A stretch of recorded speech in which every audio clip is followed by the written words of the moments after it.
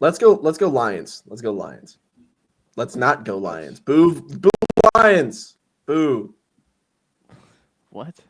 Oh, okay. I was He doesn't want the I was Lions. confused by that for a minute. But yeah, the Lions. So they were 15-2. They were first in the division. They won the division title for the first time, or back to back, right? For the first time in a long time, if ever. They lost in the divisional round to Washington after being the number 1 seed, playing that awesome Week 18 game against Minnesota in which they dominated. They ran into health issues, and they ran into Jaden Daniels. So it happens. They were third in offensive EPA per play, .155. Pass block win rate was 12th. Their run block win rate was 16th.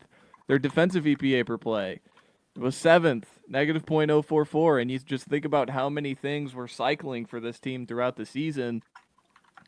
I mean, to finish 7th in EPA per play, no wonder Aaron Glenn was one of the top coaching candidates. They were 25th in pass rush win rate and 19th in run stop win rate. And then Jared Goff, no wonder the Lions fans are chanting his name. He's 3rd in EPA per play, 1st in success rate. Just a tremendous season from him again. Their offseason was headlined, obviously, by losing their coordinators. So they hired John Morton, who is he's a longtime assistant. He was with the Raiders throughout the Gruden years, early in like the 2000s. He's kind of bounced around. Most recently, he was with Sean Payton in Denver. So think of those kind of West Coast kind of offenses. I think those concepts are what he's going to run. And it's not like too outlandish or too foreign to what Ben Johnson runs, because Ben Johnson's got some Sean Payton in him. But for the most part, nobody is Ben Johnson. He is one of the more creative minds in football. So I'm excited to see how that turns out. And then Kelvin Shepard, former player, I believe, for quite a few years. He's been under the staff.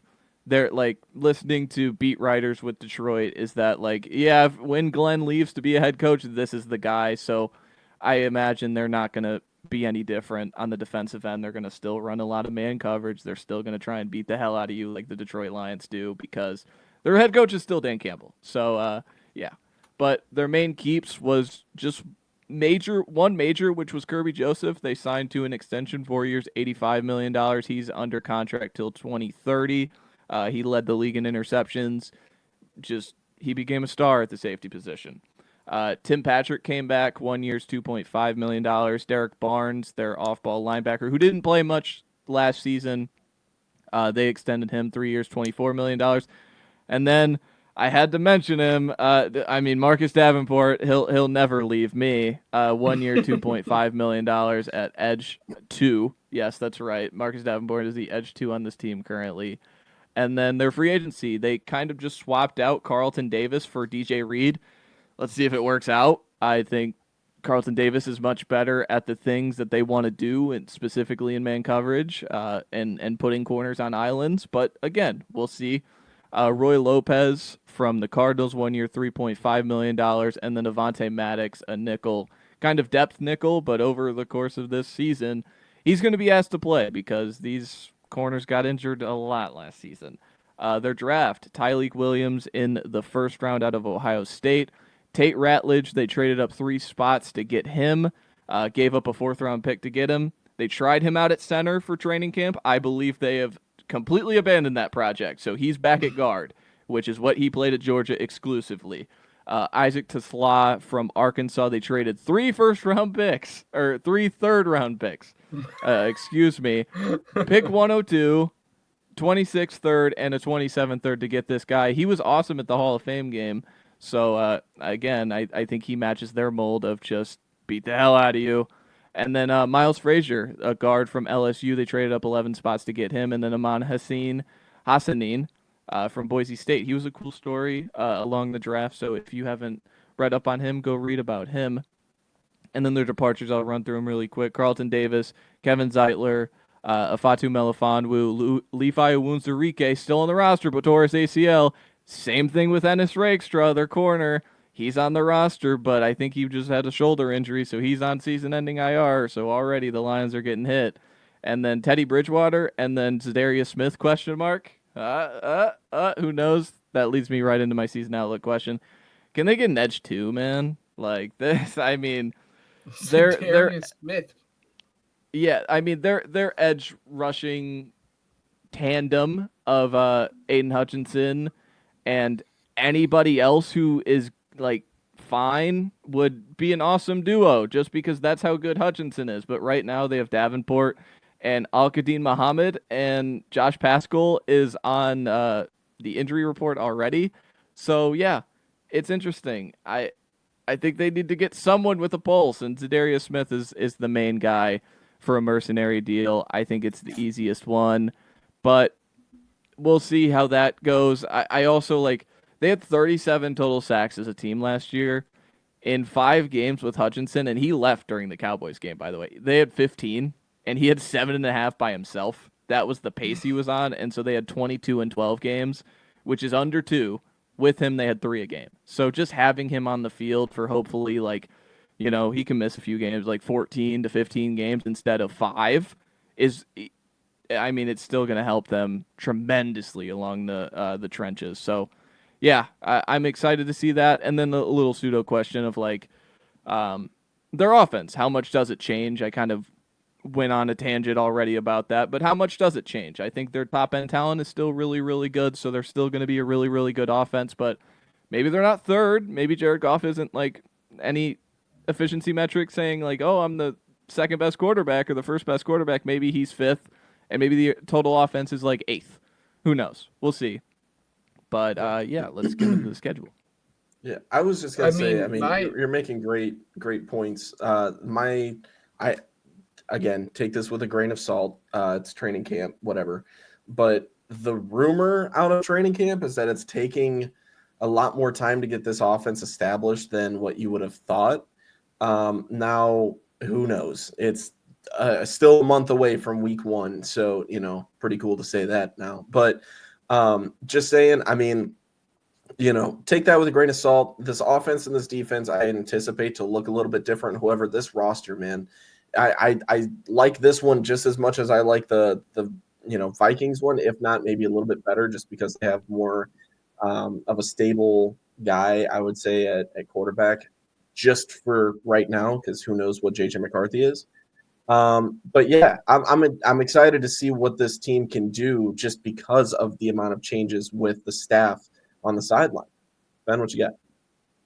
Yeah, I mean, that's exactly what I was going to say. I mean, it's the low-hanging fruit, but like, how can this team bounce back from losing both of their coordinators? I mean, we saw it 2 years ago when both the Eagles coordinators got hired away in Gannon and Steichen, and the step back that they had taken as a team. I mean, the majority of that roster was still there, and again, they still managed to take a step back. And then I would like to echo back to that report that you had said about it being, I mean, not even rough, like rocky was the word that they used, that the transition to them was a rocky transition. So it's going to just be interesting to see how much of an impact that truly has on this team.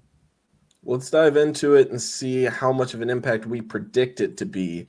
With that top row, I'm going to go ahead and start us off as always. The only game that I have them losing is against Baltimore week 3. So they will beat the Packers, beat the Bears week 2, beat the Browns, beat the Bengals, and beat the Chiefs.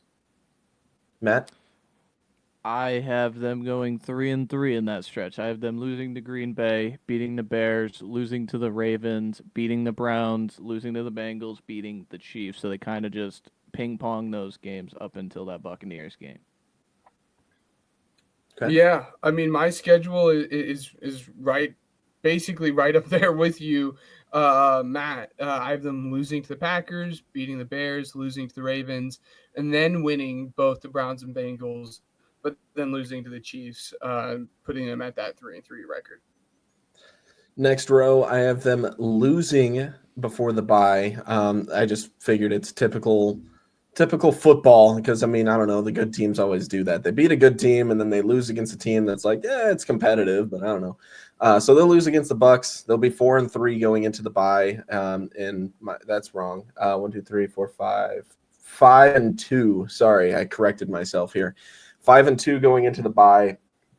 And then they will beat the Vikings, lose against the Commanders and Eagles, and then beat the Giants. I have them at the heart of the schedule, just going on a tear, man. They're gonna beat the Buccaneers. They're gonna head into that bye, pretty upset about 4-3, and then they're gonna rattle off 4 straight wins the rest of this little stretch here against the Vikings, against the Commanders, against the Eagles, and then against the Giants going into Thanksgiving 8-3. Yeah. Well, there you go.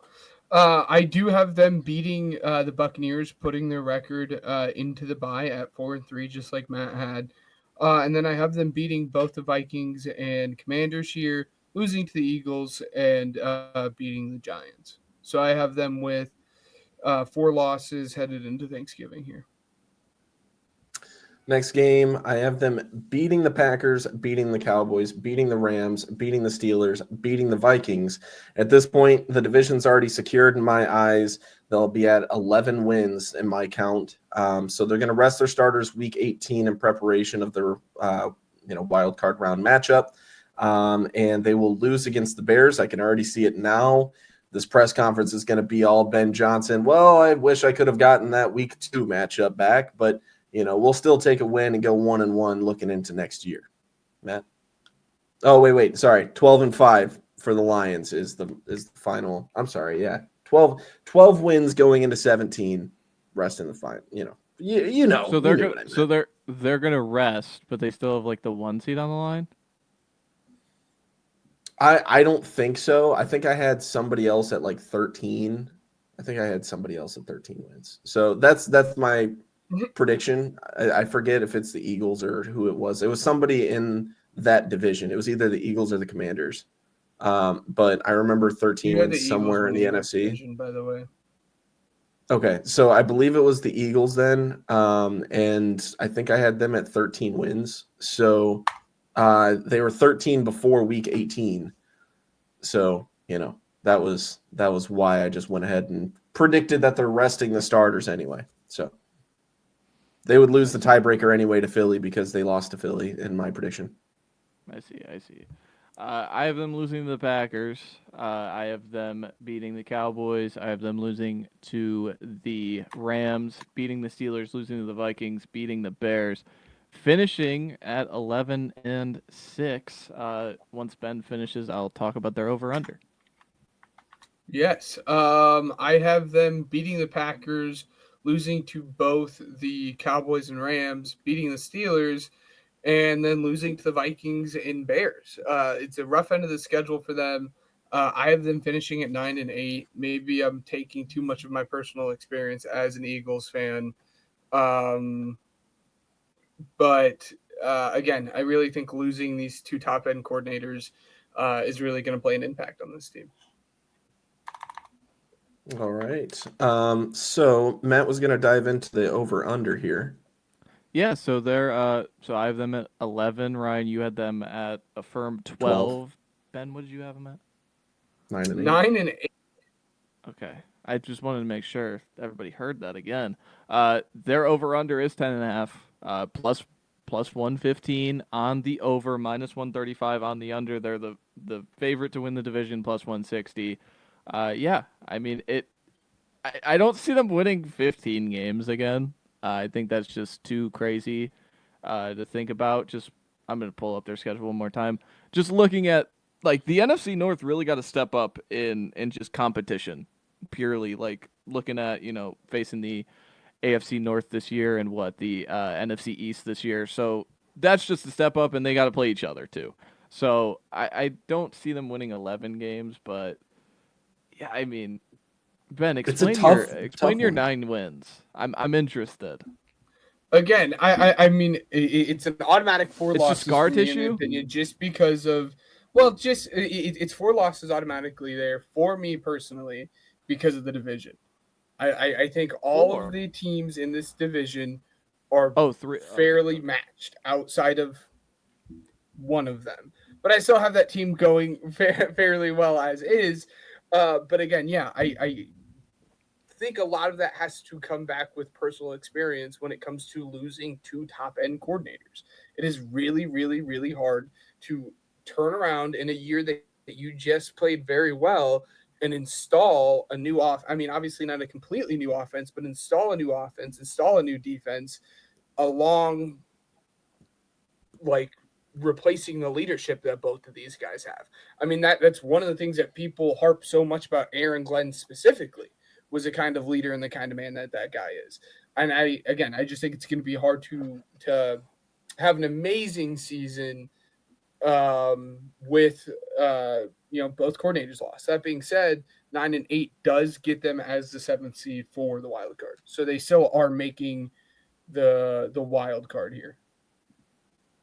Yeah, interesting. Well, Yeah, I think